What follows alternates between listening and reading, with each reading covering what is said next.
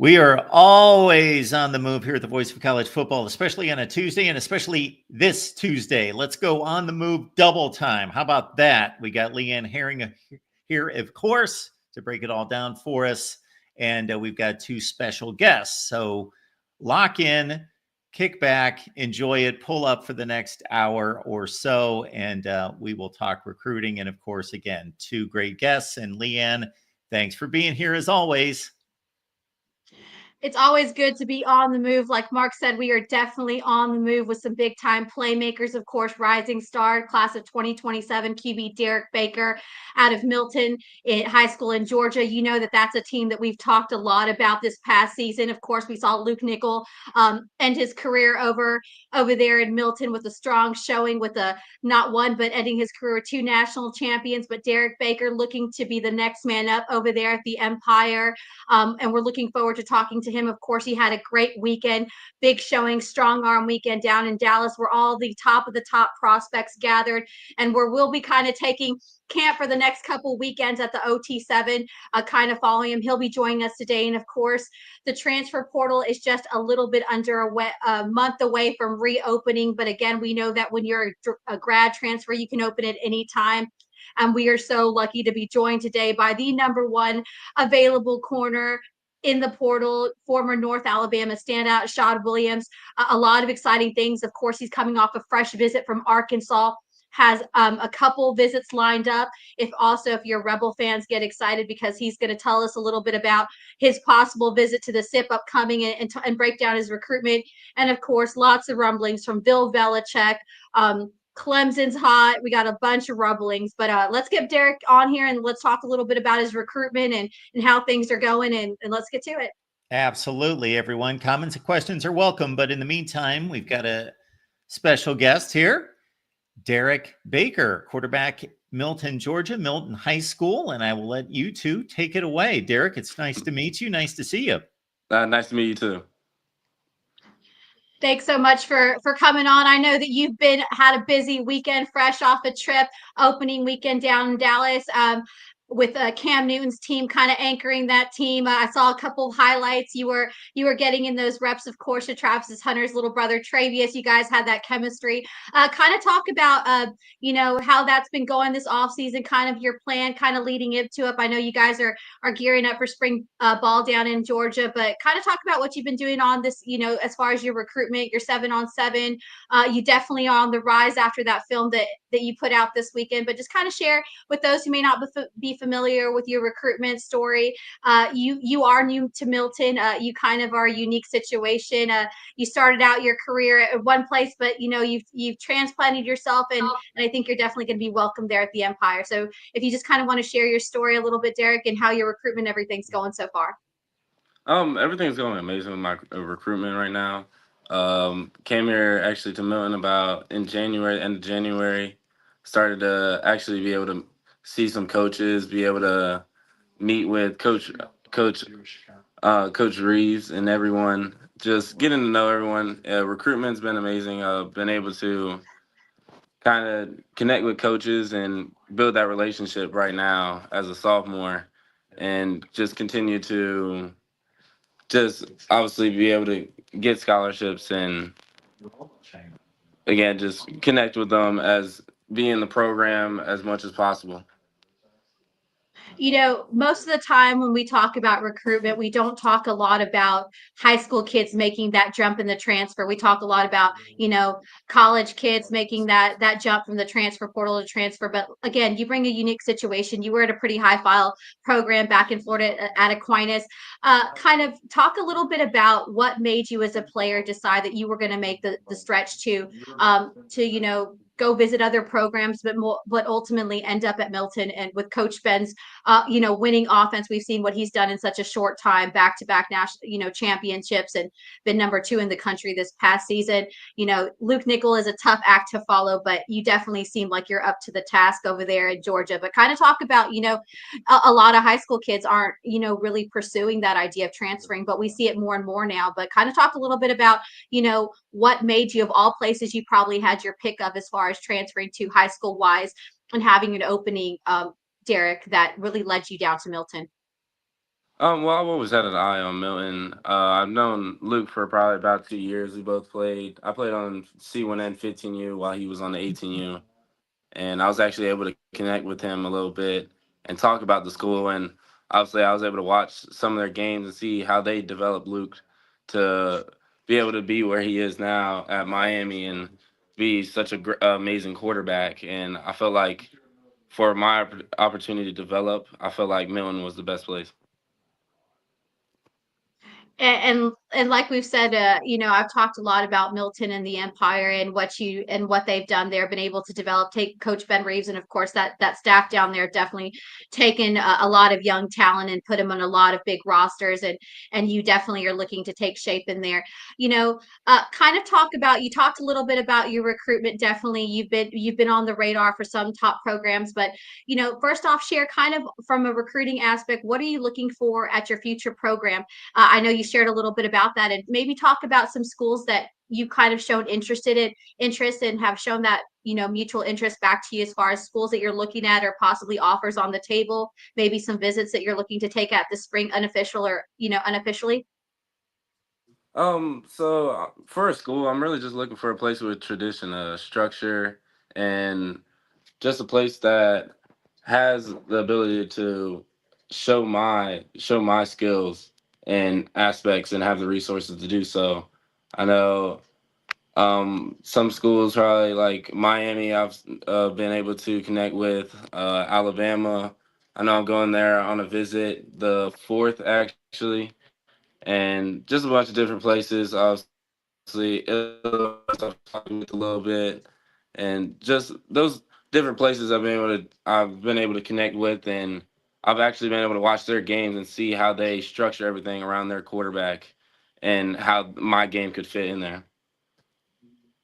Speaking of your game, for coaches scouting, scouts watching and maybe tuning into the show, we often talk about, we break down players, we break down your abilities, your talent, but as a quarterback, being one of the tougher positions, especially when it comes to high school recruiting, we see a lot more programs, a lot more diligent, a lot more selective when it comes on taking a chance, especially with the portal, Derrick being such kind of the go-to as far as getting a quarterback. But kind of talk about what you believe that you would be to a program, even though you may be a high school guy, with a lot of talent, promising young talent. But kind of talk about like some of the things that you could bring to the table that definitely could make you competitive in some of those big Power Four quarterback rooms that are looking to take a risk and take a chance on a young guy like you in the future.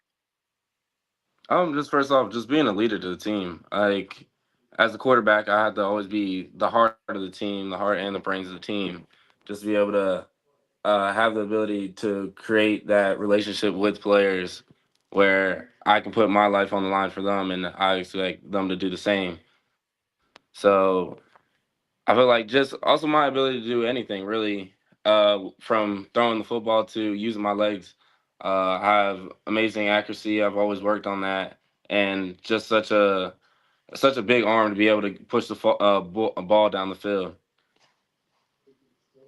Nowadays with 7-on-7, we see in this off season, most teams obviously they have their spring ball if they get ahead, but that kind of in between time between, when you finish your season, hopefully you're playing a little bit into December, next season. But again, there's that period to continue to work and to continue to create film. And people kind of have their opinions, Derrick, about, 7-on-7, what it's turning into, but can you kind of share how your experience with 7-on-7 continues to help you develop you? I mean, you play with a pretty notorious team out there. At the OT7, it was probably the best out there on the 7-on-7 circuit. Kind of share about your experience, how 7-on-7s help with you development, kind of get you out there, and kind of share, from a recruiting and prospects perspective of the 7-on-7 that you get to experience. Just with the team I'm starting off with Coach Cam Newton. He's helped me a lot with, especially mentally in the game, not just seeing the field, but also being able to have that expectation of myself that I know I have to go out there and perform for the team. And also, especially at places like OT7, I'm able to showcase my ability to throw the ball, not just run, but to be able to place the ball to a place where only my wide receiver can get it. Obviously, there was some clips of me throwing it to Travius or Devin or just a bunch of different players that are already up there, and now I'm able to just play with them and be able to give them a chance to win. Do you think having that opportunity, like on the 7-on-7 circuit, being able, like you said, this is kind of a time where it's like an all-star cast where you really get to up your game because, like you said, you got a lot of type wide receivers that you get to have a connection with. Do you think that that really, after you leave 7-on-7, you head back to Milton, get ready for spring ball? Do you think that that's really helped your game to be able to find connections with receivers that you only get to play with a certain amount of time, and you take what you get from there and you take it back to your home team and get to help? Do you think that that's really helped you be able to kind of branch out and expand your abilities as a quarterback and as a player?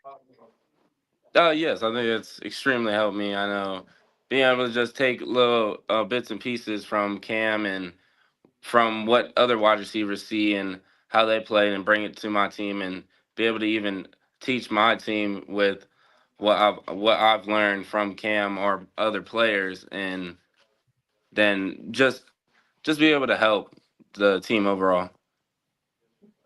You're talking about being able to be on the sidelines with one of the great college football players, of all time, Cam Newton. And he's just got when you see him on the field, when you get to know him in person, you see that he's just got this extraordinary kind of dynamic personality, and that energy resonates his field. But, I'm like, you shared a bunch of experiences on the sideline that he's given you, but what has been, some of the most meaningful advice that he's given to you as of late, as far as your recruitment and how you approach your game, that's just really, resonated with you? So he's always talked about either being conservative with the ball or being smart. He always tells me to be smart, take what the defense gives me and what I see. He's also taught me just be able to just be one person all the time. Always have the ability to just stay the same level, same attitude, same character all the time, either if we're up 15 or if we're down 15. He he always he's he's a big part on that, just being the same person. I know he has the ability to always show his emotion on the field, and he backs that by how he plays. Mark, do you have anything you want to add, or any questions you want to add for Derrick? I know I've kind of taken a little bit over, but like I said, excited to have you on. A great, promising talent ahead, and like I said, excited for that home opener down in Georgia in just a couple months to definitely get to see you. But I don't know if Mark, if you kind of want to add anything to the mix here. Well, Derrick, as we check out some of you slinging it around on 7-on-7, I'm curious about your style of play in regards to not just your own personal style of play, but the type of offenses that you've run through your career thus far. And what type of offenses do you think you can acclimate yourself to and you respond well to? Just officers that kind of form around my ability and the teammates I have. Cam Cam's ability to figure out where the open field is, and now he just uses his plays and kind of forms it around the players. So I know here, even at Milton, they form everything around the quarterback and the player they have. So the abilities they show on the field during spring practice, they're able to create plays and be able to perform them to the maximum ability. And then just in terms of your next few steps in your progress as a quarterback, whether those are mental or physical, where do you see yourself like 6 months from now as an improved quarterback versus what you are right now? Just mentally, I think just learning the field more, being able to be in here with the team and coach Jackson, the OC of the offense, just being able to just mentally learn everything and figure out why we run plays and what can help us win games. Well, Derrick, we so much appreciate you being here, and best of luck in your football career and everything else in life and academics and so forth. And we know that you'll make a great decision with that upcoming at some point. And again, it was a pleasure to meet you and have you on. Yes, it was definitely a pleasure to meet both of you. I definitely appreciate both your times, and thank you for having me on the show. Thanks for coming on. Go Empire. Yeah. Well, that was impressive. I tell you, yeah, you talk to more of these guys than I do, but his ability just to explain everything that's going on in regards to how he approaches the game, his position, is very impressive. And you stole the one question from me, because when you brought up Cam Newton's personality, I thought, yeah, that's where I want to go with this, is find out, because Cam Newton, obviously, as you mentioned, one of the all-time great college quarterbacks, and also played in a Super Bowl, of course, with the Carolina Panthers. But he's also known for his personality, and just how Derrick's picked up on that and been able to learn from Cam Newton. No, I mean you couldn't have a better mentor on the field. And again, we see a lot of ex-professional players, ex-high level college players creating these 7-on-7 teams, these companies. But Cam Newton is one of the very few guys, the very few players that is hands on the entire way across. He's not popping in whenever he feels like. He's out on the field, he's directed his energy. And I've always said it, just like much the energy of a coach and its staff is a reflection of what is on that field, and you can see it. Again, super surprising than Derrick Baker. We think of 2027 being so far off, but we are already in the midst of the 2026 cycle. 2025 is long and gone. 2026, but again, with the shifts kind of turning, where programs are having to go different directions, while we're going to see, I believe it, while the portal, I think, will always be something that coaches and programs will ease towards. I think at some point there, like anything, um, I won't say that all good things come to an end, but as we see the dynamics fluctuate, Mark, that the portal isn't always going to be the prime pick to go for certain positions. In some years, there may be more quarterbacks, there may be more linemen, there may be more linebackers. So I do believe at some point here in the not so distant future, and we've seen it in this 2026 and even trickle into this 2027 class, Mark, where coaches are going to have to base on young talent. And again, there is a lot of talent in this 2026 and especially in this 2027 class. And I think too, the ability to adapt and adjust. We heard Derrick talk a lot about it. You know, people can have their opinions of 7-on-7 and how it runs. And like college football, like professional football, there's a good and an ugly side to it, especially how the evolution. But I think it does give the opportunity for guys like Derrick to be able to congregate with some of the best talent. I mean, when you're looking at some of the guys that are on these rosters and they're able to get together, for a couple weeks, a couple months, and not really have a consistent practice. Remember, these guys aren't practicing like they would with their teams. It's like, let's get out there. We're here, we're going to play, we're going to be on a weekend and we're going to make magic. And I think that, especially for the quarterback position, to be able to have a different type of style receiver, running back, and be able to form that connection with so many different dynamic playmakers has got to up a quarterback's game. And he's definitely talked a lot about it. Like I said, he had a selection of some top wide receivers, including Travis Hunter's little younger brother out there, catching dimes from Baker. But again, this is a great platform for him. I really do believe, with his transition, and he was at St. Thomas Aquinas, which we all know has been a historic program down in Florida to produce top talent. So it was not like he wasn't in a program.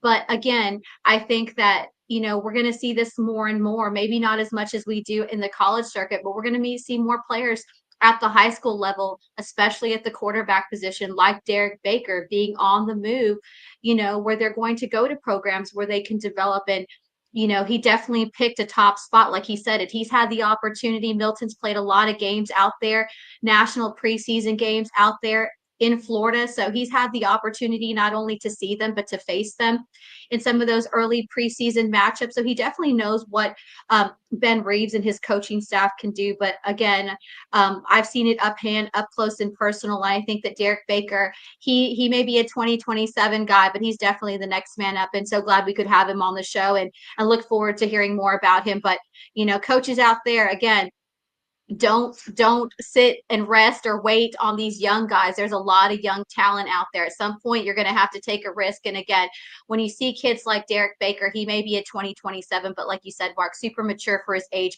has a lot of upside and a lot of ability. And you can tell that he's definitely a student of the game.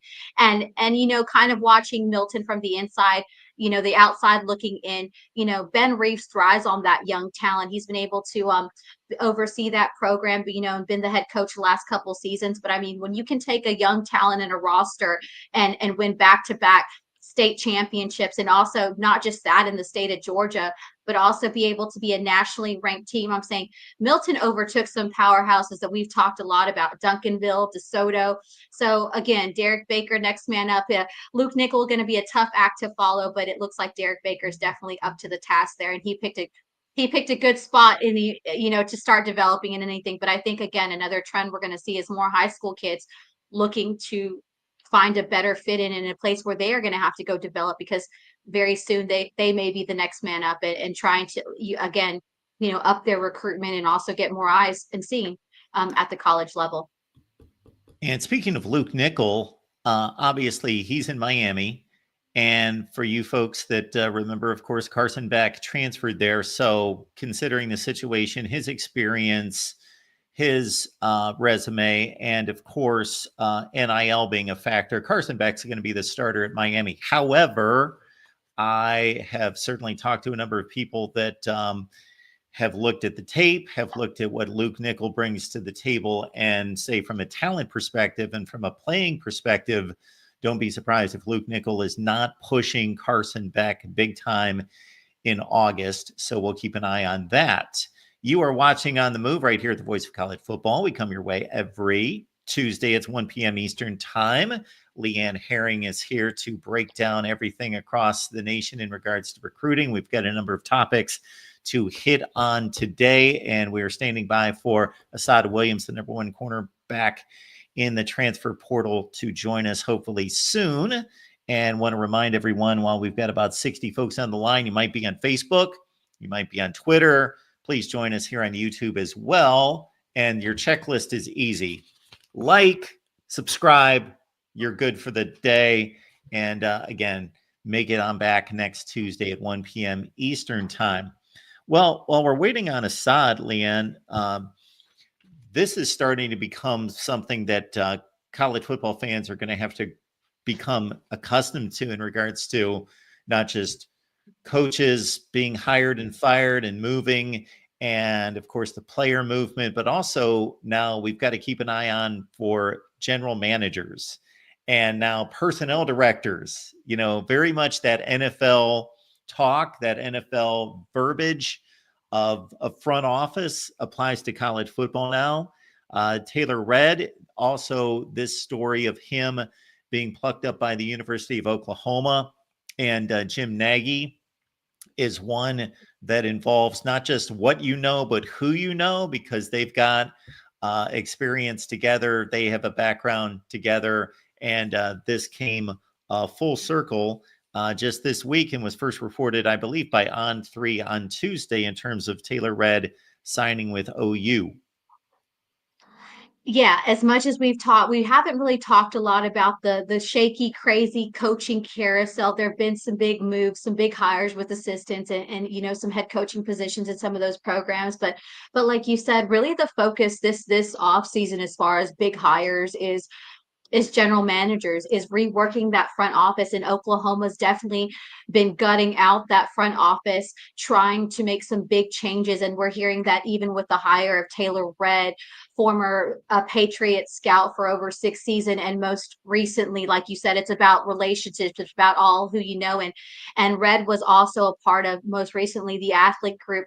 Redd is actually, even though the hire has been just recently announced, or is fixing to be officially announced, he's really been working behind the scenes with the Sooners this past December cycle. He's been helping a lot with the winter portal when it comes to negotiations, contracts. So Redd has been already a staple, kind of been showing behind the scenes, Mark, since early December, to help continue to build this roster. Of course, we talked about his experience as an NFL scout with the Patriots, surprised Bill Belichick didn't pluck him up. But again, it's about relationships. I think that Red, one of the kind of times where he really set himself on the mark was that Wake Forest team. He was one of the youngest guys to be a director of player personnel, responsible for that 2017-2018 class that really, that roster that was really built, that really kind of put Wake Forest back on the map as far as the football circuit, making that run for that ACC championship march.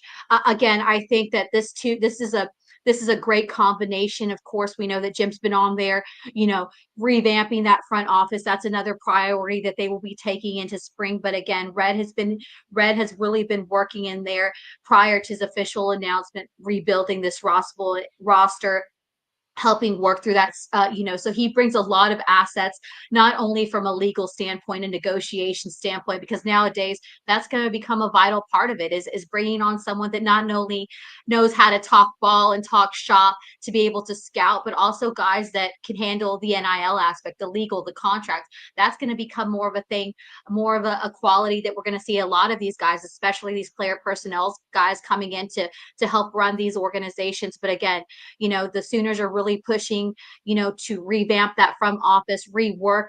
We'll see how they approach the spring portal, of course, coming off his second season. Brett Venables, trying to make some magic down in Norman with his 6-7 season. But again, I think this is going to be a nice complement to that front office, and the Sooners are definitely been working in overtime and in overdrive to try to rework. But again, Mark, this is going to be something that's going to be commonplace now, just as much as we see head coaches, assistants be moved around. I believe that the coaching carousel per se is going to be shifting to having a strong front office as we make that shift where NIL becomes more prominent, where roster management, like you said, much like an NFL model, becomes an integral and center part of the college football game as we know it. So once again, Jim Nagy in to run the show. As Leanne points out, the Sooners having lost 7 games, 2 of the last 3 years. So that's not Oklahoma football. That's not what they want. That's not the standard. And so Jim Nagy there to clean things up, and he brings in his right-hand man, Taylor Redd, this week. And as Leanne has pointed out, already been in the mix since December in regards to working with the Oklahoma personnel. And again, the connection to Dave Clawson, who did an outstanding job at Wake Forest, and there's 5 seasons there of Taylor Redd at Wake Forest previously. Well, these days, Leanne, it wouldn't be an on-the-move show without checking in with Coach Belichick. You got some Bill buzz for us. Yeah, just as much as I think we're going to have to, we make Recruiting Rumblings a segment. I really believe that we're going to have the Bill Buzz segment. That's what I've called it from now.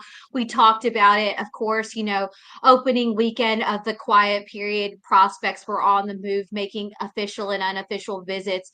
And we know that in the Carolinas, there was a huge weekend for Clemson, which if you've tuned into some of our Voice of College football shows, they've talked about the big weekend in Clemson. But Bill Belichick was taking the cake at his UNC elite retreat, a weekend up there.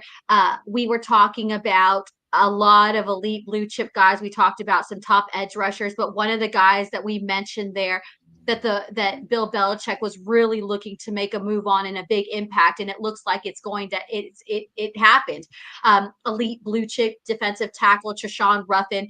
He was formerly committed to Texas A&M, but after a heck of experience, we mentioned a little bit on the show, last week how we had heard, and he was kind of talking about even though he's been plenty of times committed to Texas A&M, and we know what College Station and Kyle Field and that kind of energy can bring, that he was really impressed about the energy in UNC, how he sees himself and how he can fit himself in that Bill Belichick rebuilding era at UNC. So blue chip Treshawn Ruffin has officially flipped from Texas A&M to becoming a UNC Tar Heel. Of course, he's a top 200 player. He's the number 24 defensive lineman in the country. And this is a big push. We talk about often programs looking for talent outside of their state, but this is also a big gain for the state of North Carolina. We know that, Ruffin is out of North Dublin High School in Mount Olive, North Carolina. So again, not only is this a huge win on the recruiting trail, bringing in such a blue chip, a level elite lineman, Mark, but also to be able to keep a top in-state talent in state, throwing down for the home team and becoming a Tar Heel. Already measuring at about 6'3", 307. This season as a junior, he had 34 total tackles, 4 tackles for loss, 1 quarterback hurry, and 1 fumble recovery in 9 games this season over at Northumberland. Again, that doesn't stop there. He put up all sorts of numbers during his sophomore season, and the list goes on and on and on. Again, he's just a monster, Mark, when it comes to the center of that defensive front. If you're talking about someone in any situation that can stop things from happening, it's Rashawn Ruffin, and you can see why Texas A&M worked in overtime to pluck him from North Carolina, but unfortunately, he is going to stay in state, and he has flipped to the University of North Carolina and will be staying in state and playing for Bill Belichick if all goes well. But again, it's a long way till signing day. So even though this verbal commit, this flip has occurred, I expect that it tends to happen when you say that your recruitment is off.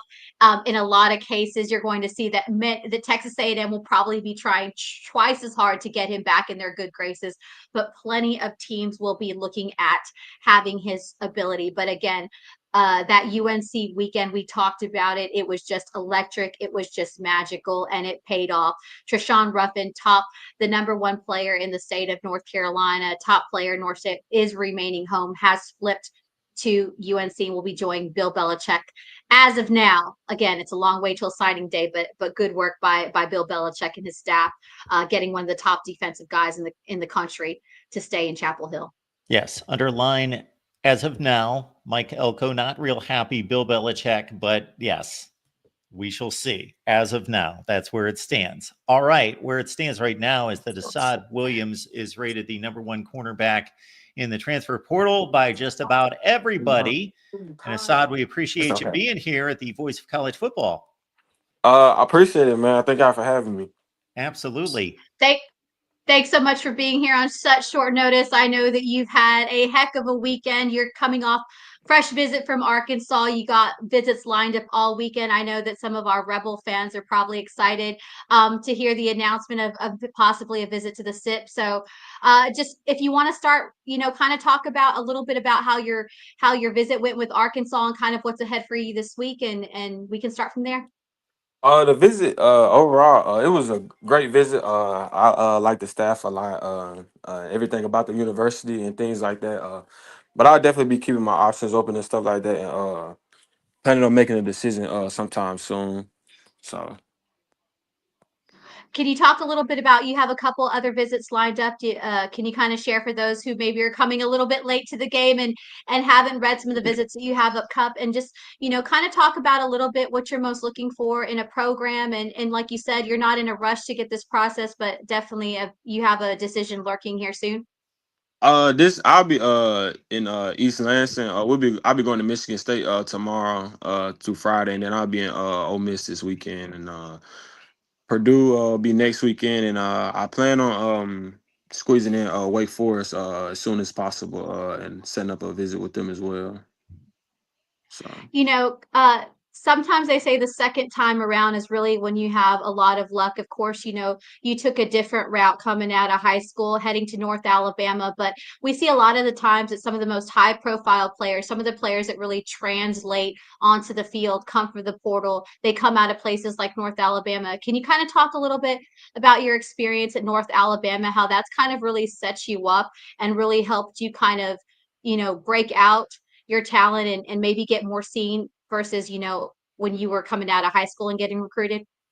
Coming out of high school, I wasn't really highly recruited and things like that. So this opportunity, I didn't really get like some of the guys and stuff like that. So going to the University of North Alabama just helped me really just stay humble and just put my head down and work more, because I knew where I wanted to be and I knew where I felt like I could play at, and that's the highest level in today's game and stuff like that. So really, I went through a lot of ups and downs in my 4 years that I was there, but really just kept guiding it, and just kept working, man. Kind of talk about, I mean, when you see your film, it's a little too early, but it's not a little too early because you're a grad transfer. But just watching your film and just kind of seeing you, I mean, I'll make that jump. And I know some other national media have probably agreed with me. You're definitely going to be a corner, a defensive guy on Sundays, God willing. But kind of talk about, what kind of sets you apart. I know going into the transfer, it's a lot different process. It's a lot quicker process when it comes to recruiting. But what kind of sets you apart?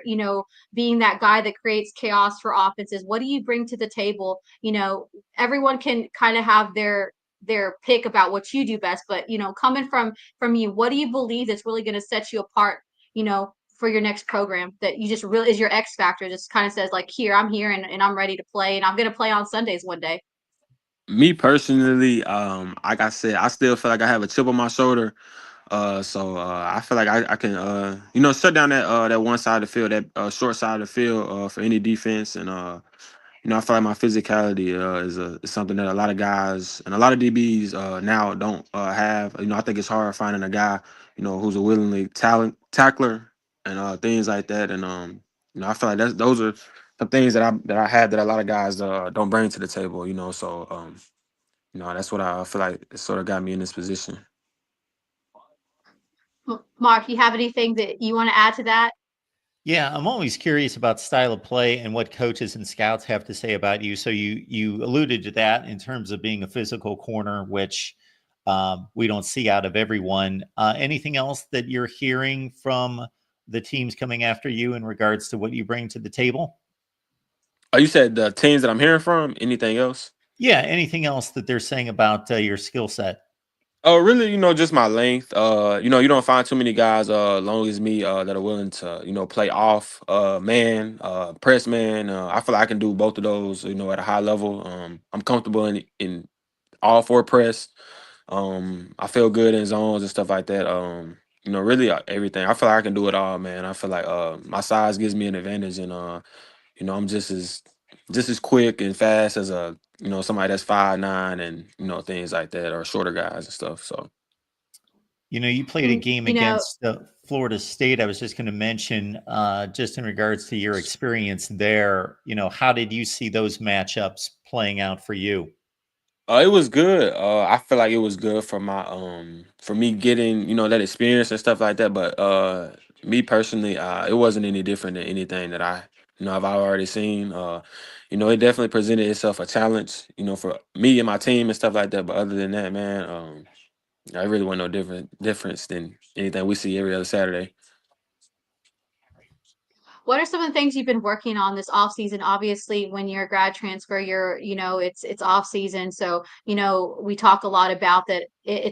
Process is fast, but a lot of times we don't, coaches, scouts, teams don't get to see you in live reps. They get to see your past film. So, what have you been working on? What do you do to help, keep up your game and everything, in between, making all these visits and trying to make a decision?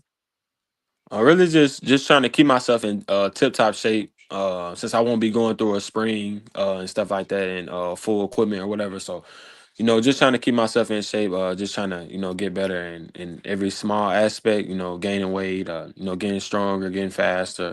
Things like that. Just making sure I'm ready for whenever I get to my next school.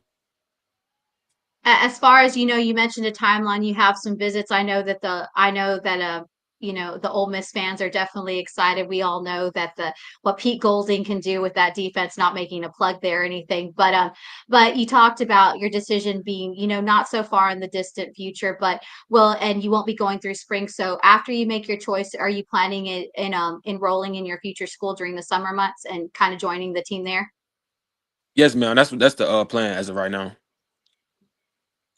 Yes, All ma'am. right. Well, like I said, thank you so much for coming on the show. Such late notice. Look forward to hearing more about your recruitment. Like I said, I know that there's a lot of fan bases excited to be able to get your talent. And again, I don't think it's too early to say, no matter where you end up, that after you'll be playing football on Sundays, and we'll be excited to watch you. But again, thanks for coming on the show, and I look forward to reporting where you're going to be heading next. Yes, man. Thank y'all for having me. Absolutely. Good to see you. Good luck and enjoy the visits this weekend. Yes, sir. I appreciate it, man. Thank y'all.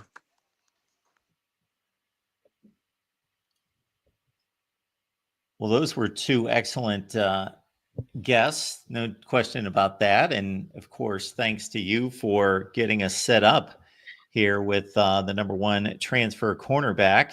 And also, it was good to hear from Derrick Baker. And again, super impressed with both of them. And when you look at this list of Wake, Michigan State, Purdue, and also, of course, highlighted by Ole Miss this weekend, he's got his options. He's got some excellent options. And with a kid like him, like he mentioned it, and it's always great to hear a story when, that second time around, because like he said it, he wasn't the most recruited kid coming out of Russell, Alabama. But again, we've seen it in the portal. We've talked about it.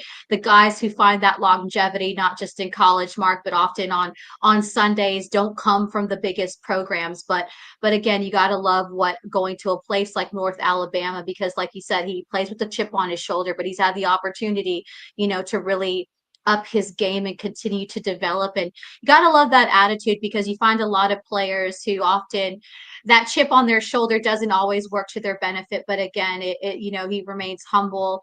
He's definitely eager, and you can tell he's got that hungry attitude, which we know that on the defensive side of the ball, whether he's playing corner, we know he's also played defensive back, in a couple other skill positions. That definitely one of those teams is going to get very lucky with a value player in Ashaad Williams coming out of North Alabama. All right, everyone, we're on the move. It's every Tuesday, 1 p.m. Eastern time with Leanne Herring. And I got to get this in because it just makes sense. Certainly, the reason you watch is because Leanne knows her stuff. She's been there. She's done this for a long, long time. And you can see the array of guests she's bringing on the show. So that's just an extension of the expertise, the background, the knowledge, the experience, everything that Leanne brings to the table. So we so much appreciate her driving this show every Tuesday, 1 p.m. Eastern time. Well, Leanne, you know the Bluegrass State pretty well too.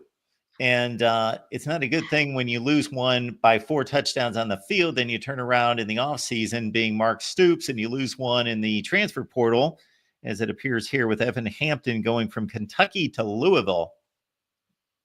The Cards and Jeff Brom, since his arrival, have really been making strides to make that program. Louisville's kind of one of those quiet, kept secrets. They've produced quite a bit of quarterbacks. They've produced quite a bit of Heisman contenders, and they're looking to continue that push. Again, the Cards have landed the number one recruit in Kentucky and running back Evan Hampton out of Owensboro, Kentucky. He's decided to stay home again after having a 9-4 season, making a nice run in the ACC. The Louisville Cardinals are definitely flying in Flyville, as they like to say. Now, on the opposite hand, Mark Stoops definitely looking to make this offseason on the recruiting trail. He hasn't had quite as much luck as across over at I-64 as Jeff Brom has. With this pickup, this makes the 11th commitment in this class. And he's just really and Jeff Brom, as far as the recruiting in-state, he's really capitalizing.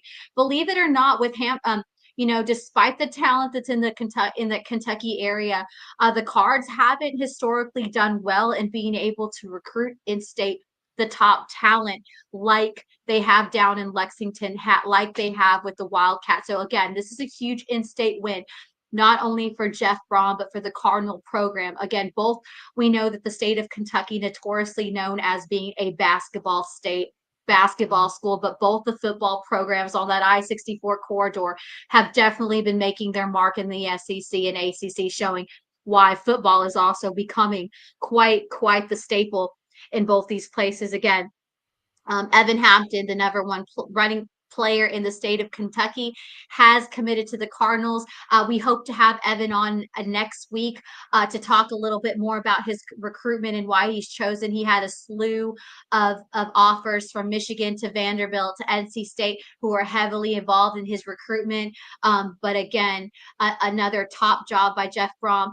And I had a chance to talk to him upon his commitment, and he shared that the ultimate reason why he chose to stay home and chose to be a Louisville Cardinal was that he's fallen in love with how Coach Brom operates and ultimately how the system is being run, and he really sees himself being a part of it. A lot of times we talk about the skill sets that elite players bring, but really what seals the deal for a lot of these places because, again, Michigan, Vanderbilt, NC State, all highlighted his recruitment. He could see himself playing there, but he really saw where Jeff Brom is going. He's been rebuilding this program. And again, with a lot of these young players, like Louisville being one of those places where a lot of young talent is going because they know that they are going to be instant impact players. And Evan Hampton sees himself as being one of those instant impact players, also representing his home state. So again, huge recruiting win, not only for Jeff Brom nationally, but definitely being able to take one from the Wildcats down in Big Blue Nation, not too far up the road with the commitment of Evan Hampton, top running back, tailback in the state of Kentucky and also nationally. So I thought we were already on the move, but Leanne's notes say now we're kicking it on the move here. So we're going and going to find another gear here. And we're going with defensive lineman Deuce Gerald. Leanne, I looked up his stats. I couldn't find anything for 2023 and 2024 as a freshman. As a freshman, he had 17 and a half tackles for loss and 10 and a half sacks and 66 tackles as a freshman. So I don't know what kind of damage he did the next 2 years, but obviously it was pretty sizable with 50 offers, and he's going to spend his next few days at least in the SIP.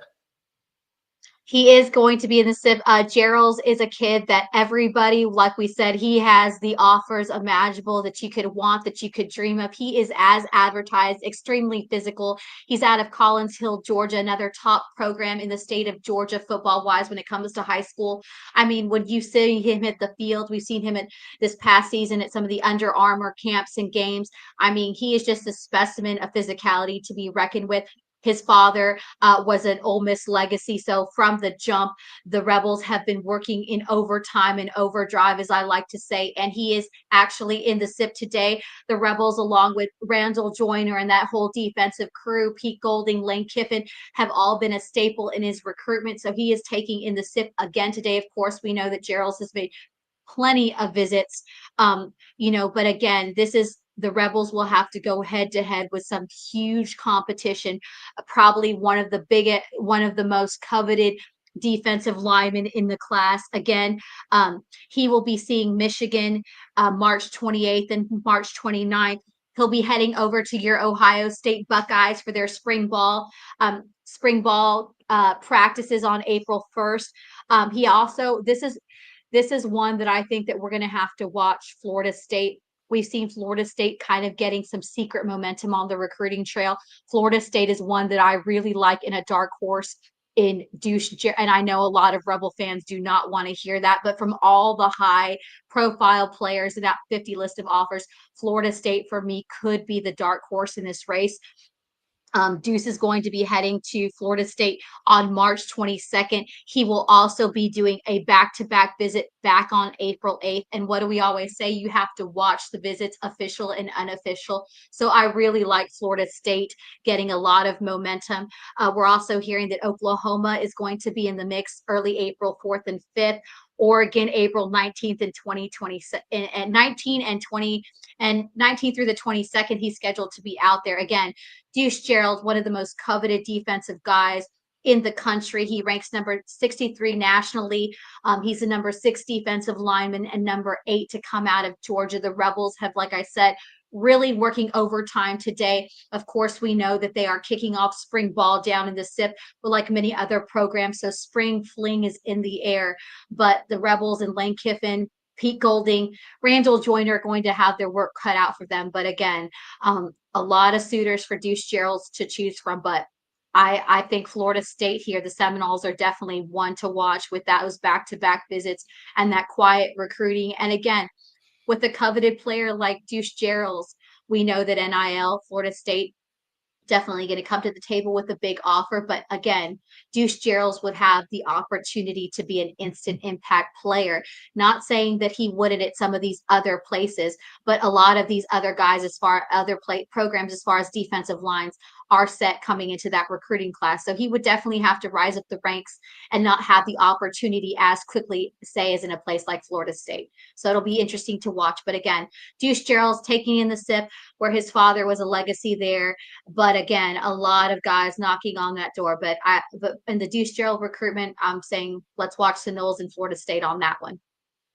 We're on the move with the number one player in the country, and Mario Cristobal's in-game coaching can be called into question, but never his recruiting, because he's got a super resume going back to his days at Oregon and as an assistant at Alabama, and he is going for the gold on this one.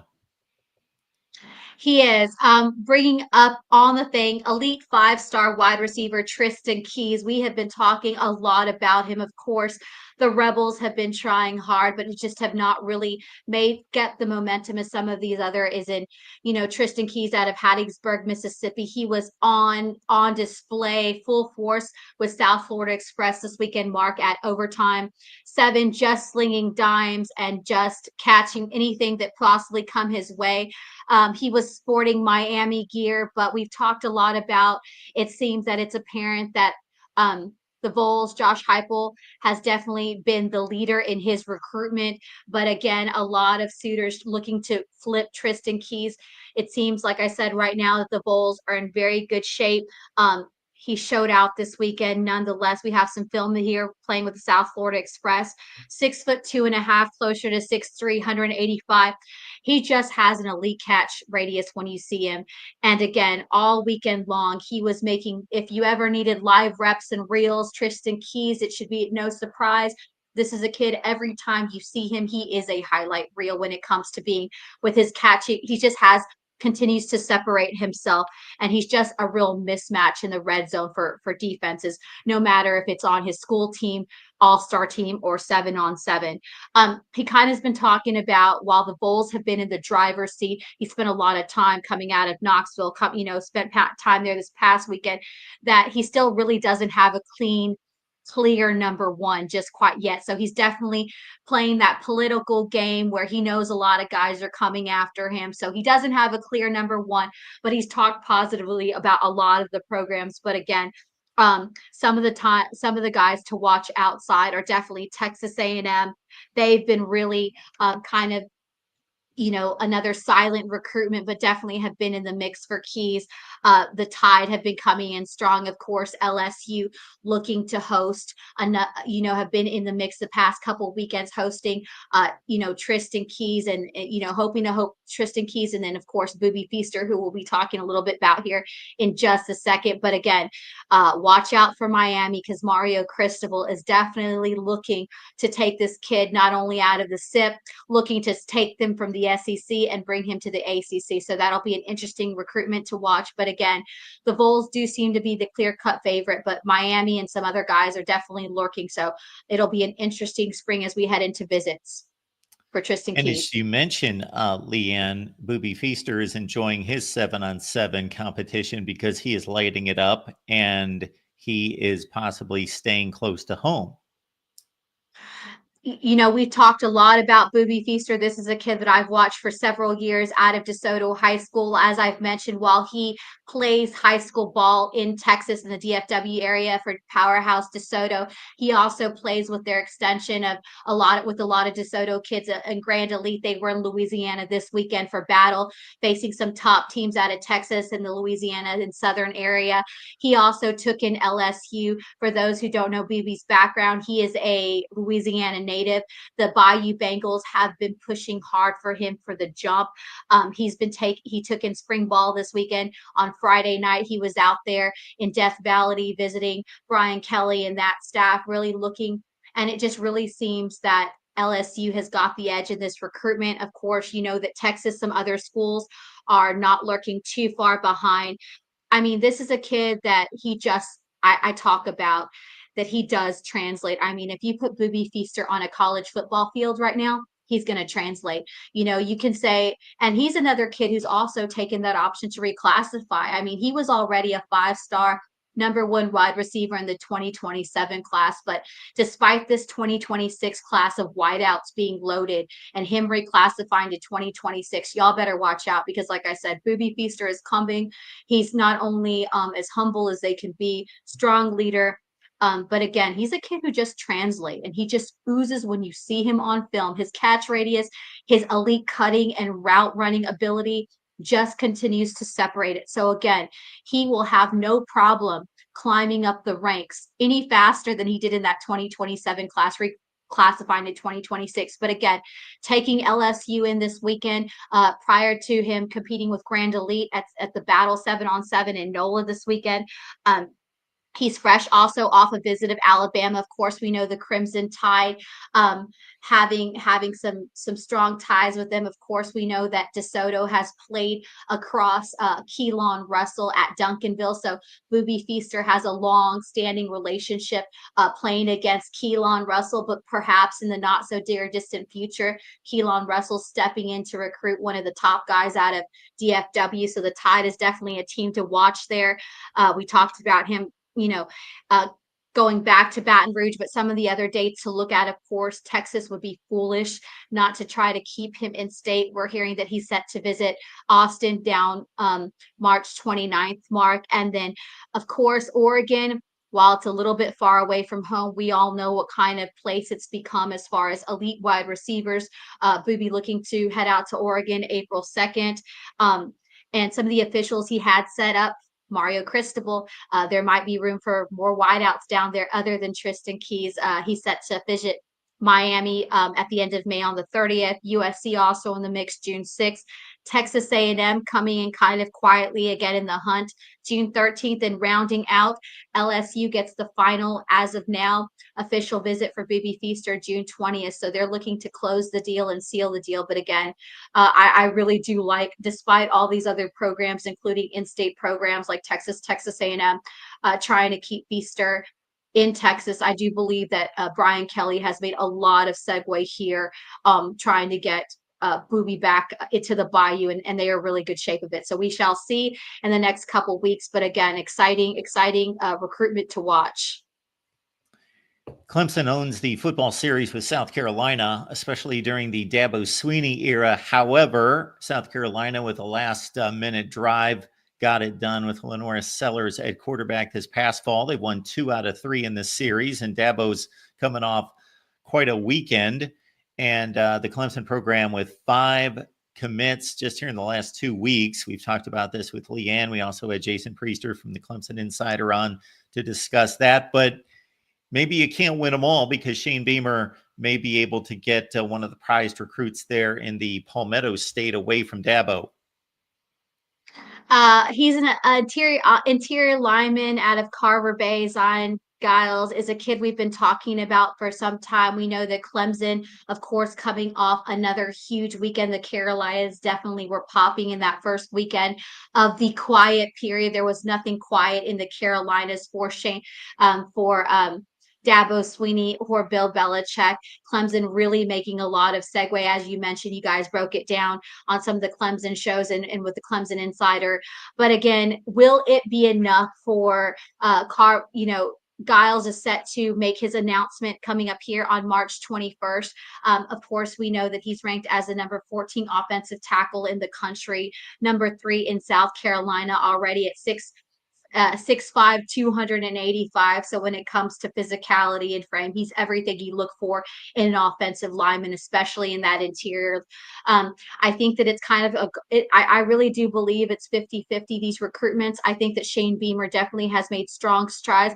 I think everyone's still kind of leaning towards South Carolina, but for me, I think that Clemson will make a late push and continue to make a late push. So I believe this one might be up to signing, up to his verbal commitment on the 21st. I think Carver, could make an impact on both. And again, it will come down to NIL versus loyalty versus all sorts of things. But again, and he could and he could with that list. These are the schools he's going to be choose from. We've seen how some of these schools come in late push. Georgia definitely looking to up that interior lineman, the offensive, the Crimson Tide. So, as much as we're saying that it's coming down to the Carolinas, those in-state schools, watch out, because if we've seen anything this entire offseason, how quickly at a drop of a hat, how recruitment changes. I think that Clemson made quite the impact on Giles, and I think that they're definitely in the mix. I think it's going to come down to where this kid sees himself being an instant impact player. And I think NIL will come into play in this. And so it'll be an interesting recruitment to watch.